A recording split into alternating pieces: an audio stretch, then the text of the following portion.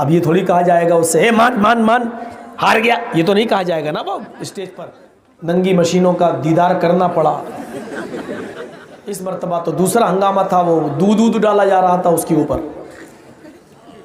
जैनी के ऊपर, बाबा पे दूध, और वो दूध बहता हुआ जब नीचे आता था, नीचे मतलब अरे वो औजार जो होता हथियार, वो उसके पास जो आता था, उसको आप क्या बोलेंगे, शर्मगाह, गुप्तांग, जैसी वो पेशाब की जगह पे आता था बहता हुआ, तो वहीं पर औरतें कटोरा प्याला लगा लेती थी ऐसे। तो जैनियों के जब सर्वधर्म सम्मेलन में मैं गया तो उसमें क्या था, हर मसलक हर मज़हब के दो आदमी बुलाए गए थे, 2 यहूदी, 2 ईसाई, 2 हिंदू, 2 सिख, 2 मुसलमान, हर धर्म के 2 आदमियों को बुलाया गया था। तो टाइम था 1 बजे से लेकर 4 बजे तक प्रोग्राम था। तो मैंने सोचा कि 1 बजे से 4 बजे तक प्रोग्राम है, मेरे पास भी दावत आई है, मुसलमानों में 2 लोगों को लिया गया था, उसमें एक हम भी थे। तो मैंने कहा 1 बजे फ़ौरन सबसे पहले पहुंचने से क्या फ़ायदा, पता नहीं हमको टाइम कब देंगे।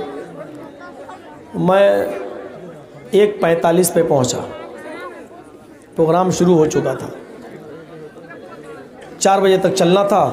फ़ौरन जब लोगों ने दूर से देखा, जैनी लोगों ने कि जर्जी साहब आ रहे हैं, तो फ़ौरन आगे बढ़ गए, रिसीव करके लाए और स्टेज पे बिठा दिया। जब स्टेज पे बैठ गए तो हमको उन्होंने इशारा किया कि आपका टाइम है 3:30 बजे। मैंने घड़ी देखी, मैंने कहा ठीक है चलिए, मैंने बहुत जल्दी आ गए, चलिए दूसरों को भी सुने। तो मैंने देखा कि पूछा जैनियों से, जो वहाँ के वॉलंटियर थे, मैंने कहा आपके सबसे बड़े वाले पंडित जी, जैनियों की जो सबसे बड़े पंडित हैं, हमने कहा वो कब आएंगे? कहा उनका टाइम तो 4 बजे है, तो इसलिए अभी आराम कर रहे हैं, बस आने ही वाले हैं। हमने कहा इसका मतलब यहाँ तो नहीं है ना अभी? का नहीं है, उनसे पहले आपका टाइम है और आपके बाद उनको दिया जाएगा, क्योंकि वो हम लोग प्रोग्राम करा रहे हैं, तो हर आदमी चाहता है कि हम प्रोग्राम करा रहे हैं तो हमारा विद्वान, हमारा पंडित सबसे बाद में बोले। हमने ठीक है देखा, उस 2 सवा 2 बजे के टाइम पर सबसे बड़े वाले उनके पंडित जी चले आ रहे हैं जैनियों के। तो सब लोग जितने जैनी थे एकदम उनकी तरफ दौड़ पड़े और स्टेज पर 5 मिनट के लिए जो बोल रहा था उसकी स्पीच बंद हो गई, को लाया जा रहा है। मैं देख रहा हूँ कौन, अच्छा ये स्टेज से दिख रहा हूँ। अब वो चारे चले आ रहे हैं, तो एक बार नज़र उठती तो फिर नीचे चली जाती, फिर उठ रही है। वो नंगे थे बेचारे, वो गुरु घंटाल की तरह चले आ रहे हैं हाथ हिलाते हुए। हमने ये क्या हुआ, ये तो बिल्कुल नंगा आ रहा है यार, कुछ भी नहीं पहने, हाथ में झाड़ू थी छोटी सी, कुचिया बोलते हैं क्या। अब एक बार देखूं तो नज़र नीचे करने, तोबा तो भाई, अब साला दिल नहीं मान रहा अंदर से कि ये लोग करते क्या। देखे तो जब फिर उठ रही नज़र, उनके पीछे औरतें चली आ रही हैं। मैंने कहा अस्तगफुरुल्लाह, लेकिन वहाँ ज़ोर से कुछ कह नहीं सकते थे, बुलाया उन्होंने ही था। अब वो चले आए, मैंने कहा ठीक दो, ये उसको ला के सीधे स्टेज पर मेरे ही बगल में बिठा दिया।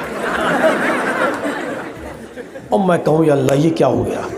और जैसे ही उसको मेरे बगल में बिठाया तो मीडिया वाले एकदम फोटो ले। मैंने कहा यार इसके साथ कहीं पेपर में मेरा फोटो ना छप जाए कल सुबह। तो नंगा, मैं पानी के बहाने उठ गया। मैंने कहा ए वॉलंटियर जरा पानी, ऐसे कह के उठा। पानी पीना नहीं था मुझे, लेकिन उसके पास से भागना था। वो मैं उठा पानी, लोग कहते कहाँ जा रहे हैं, मैंने कहा नहीं मैं यहाँ हूँ, पानी ऐसे वाला। उसने इतनी छोटी सी बोतल दे दी, हमने ले ली और वहीं बैठ गया। अरे आइए, मैंने कहा नहीं ठीक है हम बैठे हैं, नंबर तो मेरा 3:30 पे, यहाँ बैठे ठीक है। अब उसके पीछे पीछे लड़कियां बैठ गईं और पंडित जी बेचारे आए, उनने झाड़ू लगाई, कुछ वो होती है ना, वो इतना बड़ा उनके हाथ में झाड़ू सी होती, ऐसे साफ़ किया, फिर बैठ गए। एक जैनी से पूछा ये जो स्टेज तो पहले ही से साफ़ सुथरा था, झाड़ते क्यों हैं उसको, उस पर क्यों बैठ गए झाड़ के? बोला नहीं कोई चींटी हो, कोई मच्छर हो, वो ना मर जाए। अहिंसा परमो धर्म। हमने क्या मतलब, हम लोग अहिंसा नहीं फैलाते हैं। एक छोटी सी चींटी भी ये बैठे तो दब के मर न जाए। तो हमने कहा वहाँ से यहाँ तक जो चले आ रहे हैं पैदल, तो ज़मीन पर चींटियाँ नहीं मरी होंगी, चले आ रहे हैं। आप लोगों को झाड़ू लगाते हुए आना चाहिए था ना। चुप, पागल कहीं का, उनसे पूछ पंडित जी से। मैंने कहा मैं तो पूछ लूँ, लेकिन आप लोग पूछने नहीं दोगे। कहता चुप रहो, तुम्हें टाइम मिला तब बोलना। 2 घंटे के बाद टाइम नंबर आया। जब मेरा नंबर आया तो मैंने यही कहा, तकरीर के अंदर अपनी आधे घंटे का 15 मिनट का टाइम मिला, लेकिन मैं 20 मिनट 25 मिनट बोल गया। और वही तकरीर मैंने कहा कि सबका कलमा एक, सबका नबी एक, और इशारा भी कर दिया। और उसके बाद उसको भी बैठ के हमने सुना। कमीना पूरी तकरीर मेरे खिलाफ करता, और इतने बोलने वाले थे उनके ऊपर नहीं। अब वो जानता था कि ये तो बोल ही चुका है, अब तो इसको जवाब देगा नहीं। तो अब वो बोलता है, कहता कि मौलाना जर्जिस की सारी बातें बिल्कुल ठीक है, उन्होंने जो कुछ भी बोला वो बिल्कुल सही है, जो मंत्र पढ़े वो सब मेरी किताब में मौजूद है। लेकिन ये कहना कि मोहम्मद साहब का नाम, आखिरी नबी का नाम जैनियों की किताब में आया है, मैं दावे के साथ कह सकता हूँ कि मोहम्मद साहब का नाम हमारे धर्म में, जैन शास्त्र में नहीं आया है। हमारे धर्म में सिर्फ महावीर जी का नाम है और किसी का नाम नहीं। मुझे लग गई ये बात। मैंने कहा चलो, हो सकता है ना आया हो, जैनी एक धर्म है, नहीं हो सकता, कोई बात नहीं। लेकिन उसी दिन से मैंने जैनियों की किताब पढ़ना शुरू कर दी। 1 साल तक मैंने उसका मुताला करा पूरा, और हम मोहम्मद का नाम ढूंढ रहे हैं कि मिल जाए मिल जाए मिल जाए, लेकिन एक शब्द मिला। लेकिन सवाल यह कि उस शब्द को भी हम कैसे साबित करें उस पंडित के सामने कि इसका मतलब मोहम्मद है। कोई ज़रूरी थोड़ी कि वो मान ही ले। ये बड़ा हमारे लिए दिक्कत की बात थी। अगले साल फिर उनका जलसा हुआ, कॉन्फ्रेंस हुई, फिर उन्होंने दावत दी। मुसलमान 2 मौलाना थे, उनमें एक हमें भी शामिल किया। फिर बैठे, फिर गए, फिर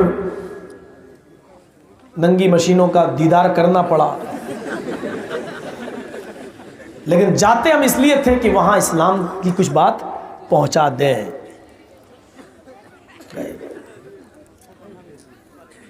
इस मर्तबा तो दूसरा हंगामा था, वो दूध डाला जा रहा था उसके ऊपर, उस जैनी के ऊपर बाबा पे दूध।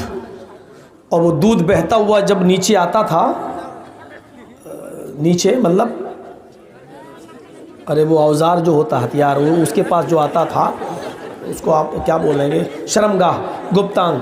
जैसी वो पेशाब की जगह पे आता था बहता हुआ, तो वहीं पर औरतें कटोरा प्याला लगा लेती थी ऐसे। एक तो ये होता है लड़कियों में शर्म होनी चाहिए, कम से कम आँख मीच के लगा लें, लेकिन वो ऐसे देख के ऊपर से वो दूध डाल नहीं और नीचे से।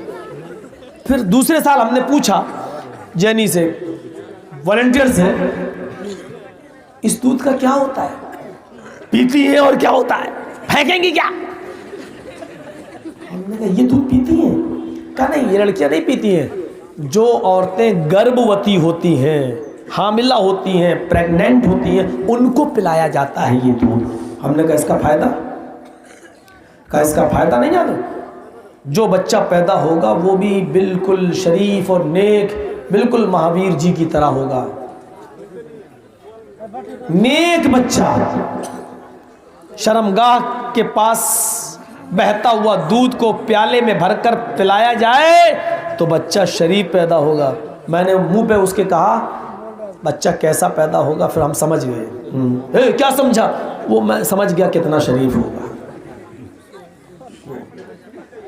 जब मेरा नंबर आया तकरीर का, तो फिर मैंने कहा कि हमारे पंडित जी ने पिछली साल कहा था कि हमारे धर्म की किताब में, जैन शास्त्र में कहीं पर भी मोहम्मद का नाम नहीं आया है। ये हम दावे के साथ कह सकते हैं, लेकिन आज मैं चैलेंज के साथ कह सकता हूं कि आपके जैन शास्त्र में हमारे नबी मोहम्मद रसूलुल्लाह का नाम आया है और वो मैं किताब लेके आया हूं। फिर मैंने वो मंत्र पढ़ा, ये लिखा हुआ है, अगर तू पूजा नहीं कर सकता है तो मत कर, अगर तू किसी गरीब की मदद नहीं कर सकता है तो मत कर, अगर तू किसी स्त्री की सहायता नहीं बन सकता है तो मत बन, तुझे चिंता किस चीज की है, तेरे लिए अरहन काफी है।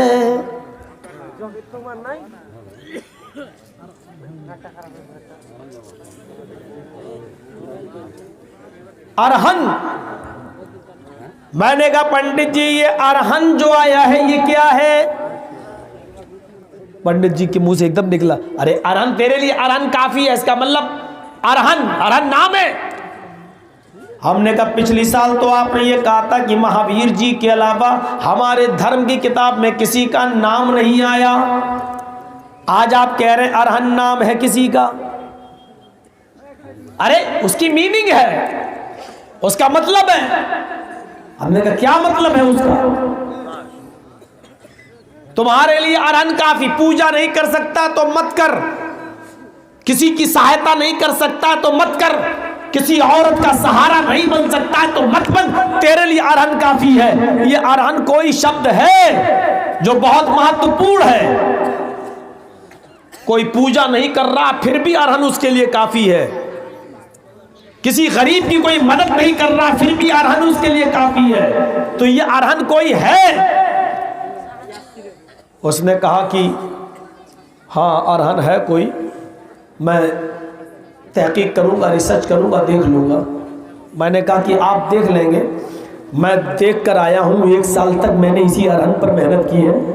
ये आपके पंडित ने तर्जमा किया है, ये नालंद विशाल शब्द सागर डिक्शनरी है, मैं आज सब लेके आया हूं। देखिए अरहन का मीनिंग लिखी है नालंद विशाल शब्द सागर, आप डिक्शनरी में जाएंगे, आप फहरिस्त में जाएंगे तो अरहन, ये आगे जो आ रहा अरहन, इसमें आगे उसकी मीनिंग लिखी हुई है पक्षदाता, सिफारिश करने वाला। अब इसका तर्जमा ये हुआ पंडित जी, तू पूजा नहीं कर सकता तो मत कर, तू किसी गरीब की मदद नहीं कर सकता तो मत कर, तू किसी औरत का सहारा नहीं बन सकता है तो मत बन, तेरे लिए पक्षदाता काफी है, तुझे चिंता किस चीज की है, तेरे लिए सिफारिश करने वाला काफी है।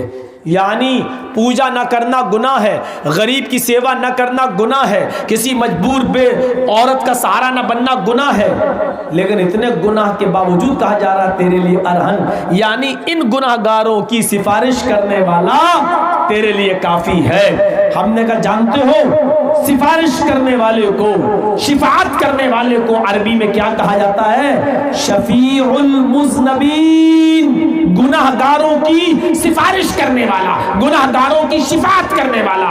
गुनाहगार जब कयामत के दिन गुनाहगार जहन्नम के दरवाजे पे होंगे तो अल्लाह के नबी सजदे में गिर जाएंगे, अल्लाह की हम्द व सना बयान करेंगे, ऊपर से आवाज आएगी इरफा रासक या मोहम्मद, ऐ मोहम्मद अपना सर उठाओ, सल मांगो, तोता जो मांगोगे दिया जाएगा, वशफा तुशफ़ा, अल्लाह से सिफारिश करो, अल्लाह तुम्हारी सिफारिश को कबूल फरमाएगा। गुनाहगारों को सिफारिश करके उनको जन्नत ले जाने वाले ये है अरहन, शफीउल मुज़नबीन, गुनाहगारों की सिफारिश करने वाले। जब उसका नंबर आया तो उसने माना तो नहीं, एक्सेप्ट कर लिया तो फिर बात ही क्या रह गई? तो उसने माना नहीं, लेकिन ये तो सच है कि माना नहीं, लेकिन ये भी हकीकत है कि उसने इनकार भी नहीं किया। उस पंडित ने खड़े होकर फिर बोला कि मौलाना जर्जी साहब ने जो बात कही है मैं उसको तस्लीम तो नहीं कर रहा हूँ, एक्सेप्ट नहीं कर रहा हूँ, लेकिन मैं उसका इनकार भी नहीं कर सकता हूँ। इन्होंने जो बातें कही हैं हम रिसर्च करेंगे, हम देखेंगे, अपने से बड़े पंडितों से पूछेंगे और अपनी धर्म की और किताबें देखेंगे, उसके बाद हम किसी नतीजे पर पहुंचेंगे तो आपको बताएंगे। अब ये थोड़ी कहा जाएगा उससे ए मान मान मान हार गया, ये तो नहीं कहा जाएगा ना वो स्टेज पर। तो उसने इतनी बात कह दी, तो इतनी बड़ी बात कह देना काफ़ी था हमारे लिए। हमने सोचा अगले साल कुछ बोलेगा, लेकिन उसके बाद फिर जलसे होना ही बंद हो गए। हर साल होता था, लेकिन उसके बाद फिर होना ही बंद। तो मैं ये बताना चाहता हूँ